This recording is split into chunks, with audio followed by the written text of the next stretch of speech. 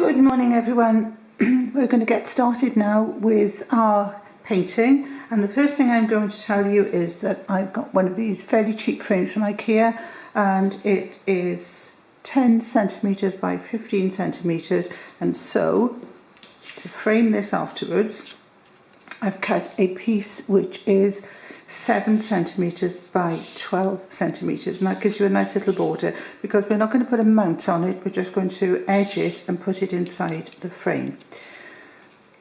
The next thing I'm going to show you are the colours, and I have 3 yellows. Well, sorry, actually 2 yellows and an orange. So a light yellow, a medium yellow and an orange. Then I have a medium brown and a dark brown, and then a dark green and a bright green, which I'm going to mix together to give me a colour green that I like. Now I have mixed my colours up ready on my palette, and I've got a brush for every colour. This is one thing about using cheap brushes, it doesn't matter, you can just use lots of them, and we're only going to use cheap brushes today, nothing special. Right, the first thing I'm going to tell you is that when we paint this, we need to paint it so that we need to put the centre of the flower on about the third line. The leaves will go on the third line. So we need to draw that in with very lightly with a pencil to start off. Okay, so here's my very, very light pencil line, and that will be on about the third line, leaves on the third line. And if you really want to, you can put in a few sketches for the petals, but it's not really necessary. So let's go in a bit closer.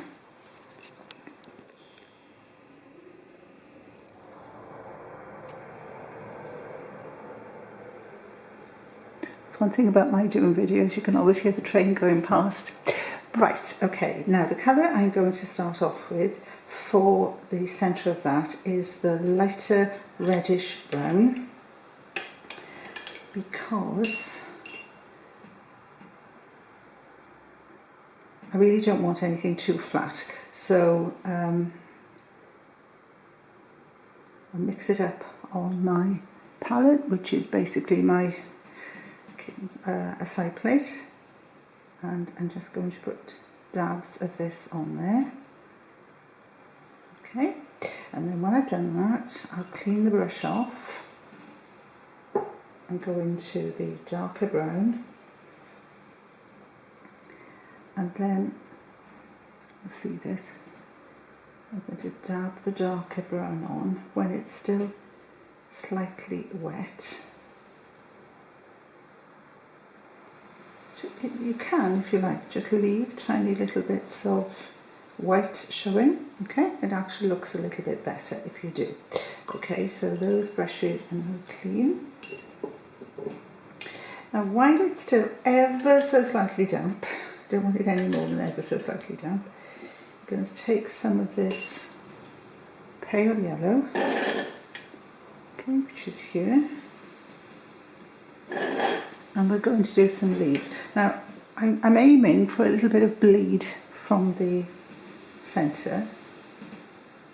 You can see there's some bleed already. Leave a bit of room between the leaves, the petals, sorry, because you're going to add some later on, and they don't all have to be the same size. In fact, they're better when they're not. Okay, there we are, that'll do. So we let that dry just a little bit before we go on with the next layer of colour, which will be the medium yellow. This is where I do my scrap. Okay, so that's just a little bit darker, and maybe increase the darkness just a little bit.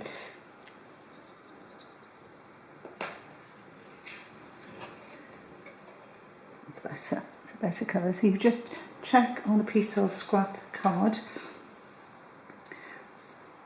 As soon as this is dry, then we'll go in, and Nothing is going to be perfect. In fact, because this is quite a dynamic painting, you want things to be a little bit loose. Okay, so we should be okay now. Let's just hope for the best.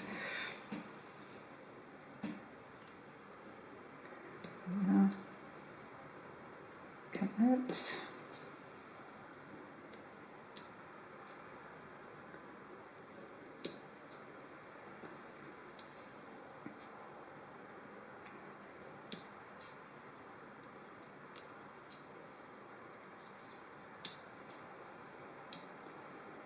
You can see none of my petals are the same. Okay, so let that dry a little bit, and then we go in with our third colour, sorry, which is orange. And I'm going to make this a little bit more creamy and dense because I want it to stand out against the other colours. All right, back in a second.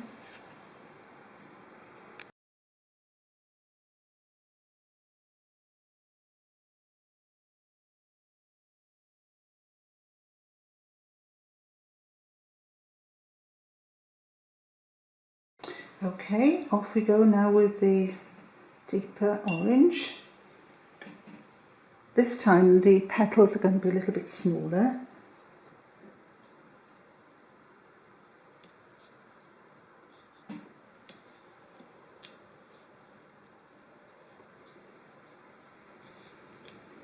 Don't forget, we're not aiming for reality here, we're aiming for some sort of abstract suggestion of a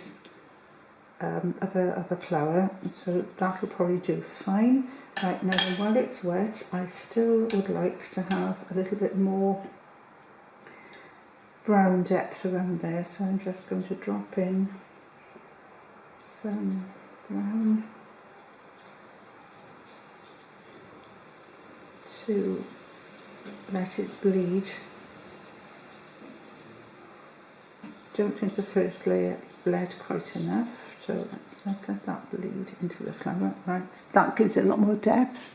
Right, okay, so we've achieved this so far. Next we are going to go in with green.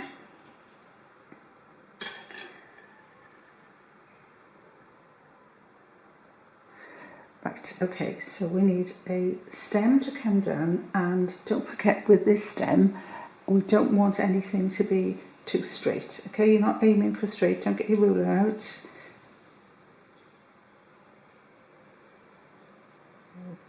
That'll do.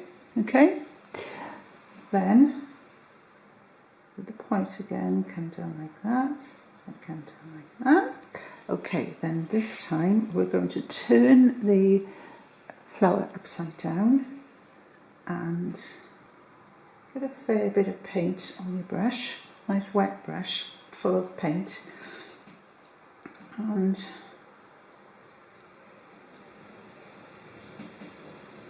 you can just flick down.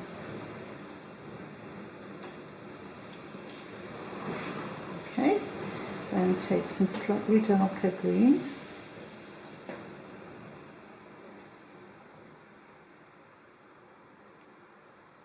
And possibly drop a little bit in. Make the edges of your leaf a little bit jagged.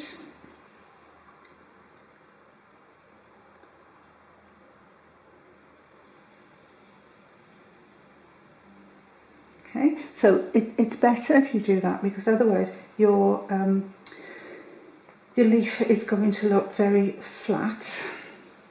You can then go in there while you've still got this dark on and darken the top.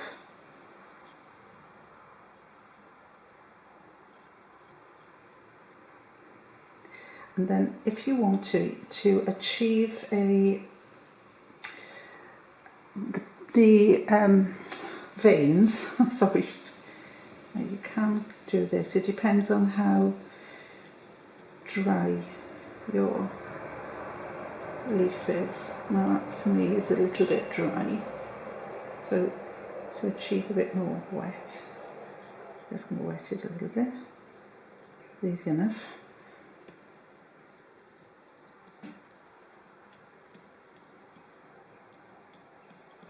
it just gives it a little bit of texture. Okay, now there is our sunflower, and what we'll do then afterwards is I'm going to go over the edge with a calligraphy pen to give it a nice edge so it'll fit in the frame. Okay. Already looking fine.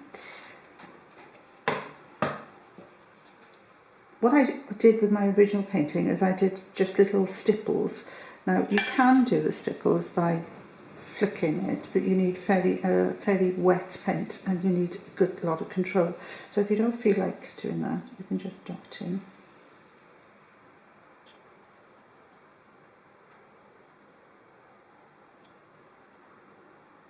Just tiny, tiny dots. And I think it looked far better when there were different colour dots as well. Just one colour is a bit boring. You want more dots at the bottom than you do at the top. What have we got here?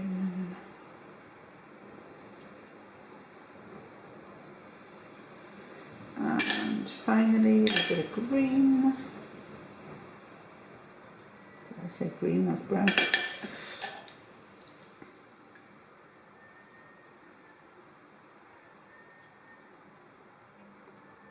Okay, so there we are, quick and simple sunflower, which is quite dynamic and abstract. It's not meant to be a botanical painting, it's meant just to look nice on a piece of card and you can frame it easily. And when you're learning watercolour, it's quite a nice one to do because you've achieved something without spending too much time on it. So in the frame, it'll go in a couple of minutes. Okay, we're now finished. I've gone around the edge of the painting with a calligraphy pen and a ruler to make sure it's nice and straight. And if I put it on there, you'll see what I mean. It looks far, far better. Now, to go into this frame, I've cut a piece of paper, the watercolour paper, the same as I used for the painting. And that's going to go on there, and then this is going to go on top. And in order to keep it straight, I've actually put some finger lift tape on the back and I'm going to stick it to there before I put it in the frame.